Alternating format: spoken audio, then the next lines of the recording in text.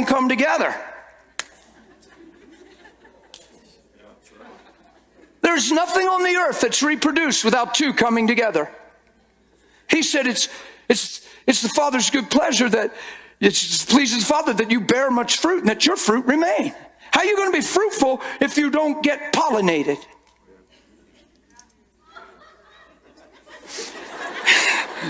Wow. Are you all right back there? Shakarabaka. If the seed of who he is doesn't come inside of you, how will you give birth to what he looks like? Like, see, everything in communion that comes out of your life through communion looks like its Father. It's spiritual. It's not weird. It's not sexual. It's just truth. You come together. Man, when I first got saved, I would walk in the bedroom because you weren't there. I wasn't embarrassed. I didn't care what nobody would think. It was just me in the bedroom. I'd walk in and I'd say, Father, I just come to you and I open myself up to you. Thank you that the seed of who you are comes into me and impregnates me, and everything that comes out of my life looks just like its Father. Have your way in me. I'm a tree ripe for the picking, and men in need eat and reap and get filled by the glory of who you are through my life, God. Thank you for a word in season. Thank you for love and mercy and peace. Yeah!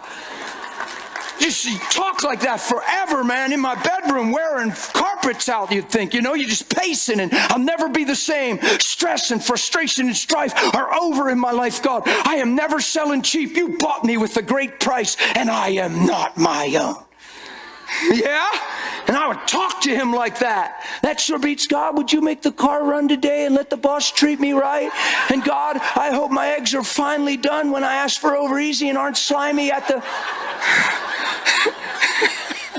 Did you pray? Oh, I prayed this morning. No, you didn't. Self-focused and deceived and don't even know it. I'm sorry. Did I say that? Did that sound mean? Come on, man. Sometimes our whole prayer line, the whole line of prayer is to bless the outcome of our day. Dead giveaway. How can you be fruitful in that arena? One little thing that you pray doesn't work out, you're already letting it known in prayer that you're not going to be okay. Because you're in faith. This is what you're believing for. Better circumstances. This is not a cool line of prayer. Your circumstances should have nothing to do with your expression. It's what you believe that causes you to stay steadfast. Sometimes God doesn't even think about the fire you're going through. Sometimes he doesn't even care at all about putting it out. He just sits there and waits for you to respond in everything he's given you. He wants you to see it ain't even about the fire burning around you. It's about the one living inside of you and the one you represent. And you understand, whether I live, whether I die, it's unto the Lord. But I ain't expecting to die because I got a lot of things to do on this earth. It ain't about survival. Sometimes we preach the gospel. It's like a survival kit. It's like, well, I'm getting saved. I want to make it to the end. What does that mean? You're not trying to make it. You're already in. You've already won. Yay. You can't lose now. You already won. You're never going to die, so death should never be a factor. The fear of the bondage of death should end for every Christian, because we were held captive in bondage to it our whole lives, Hebrews 2. But he's the captain of our salvation, and he ended that bondage, it says. Well, then how come we get a terminal diagnosis, freak out, all our friends go, whoa, and then we all quote the principles we were taught on healing from the place of fear, and our friend becomes a dying man instead of a son? Why is it all about sentiment and our grandchildren and my daughter's about to get married and God, please spare my life? It's always sentiment. It's human. I've been around it so much, and 1,000 people are praying and the person dies and we say, well, it can't be the will of God to heal. Wonder if we're praying from the place of fear and we've lost our authority.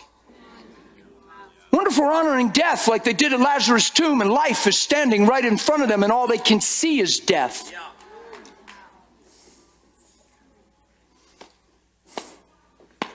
Said it yesterday, I'm saying it right now. You have no authority over what you fear.